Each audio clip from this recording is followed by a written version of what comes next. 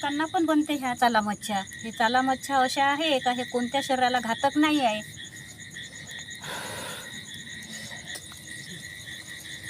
तर मंडळी, आपल्या ह्या रश्श्याला उकळी आली आहे. तर आपण ह्या मच्छ्या आता या रश्श्यामध्ये सोडून द्यायच्या आहे. आपल्याला ह्या मच्छ्या सोडून दिल्या आहे रश्श्यामध्ये. आता याला थोडं 2-3 मिनिट शिजू द्यायचं. थोडं जास्त काही शिजवावं लागत नाही कारण या भाजूनच असतात. आणि यावरून आता थोडा सांबार तो सोडून देऊ आपण. याला आता उकळी येऊ द्यायची 4 मिनिट.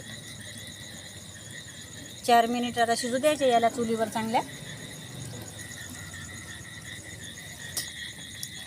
तर मंडळी, आपल्या भाजल्या मच्छ्या तयार झाल्या आहे. तर आता हे आपण भाजल्या मच्छ्याचं ताट म्हाताऱ्याला देऊ. जेवण तयार झाल्या, शिजल्या छान. तर रेसिपी आवडली असेल तर तुम्ही पण सबस्क्राईब करा, जेवण करायला या.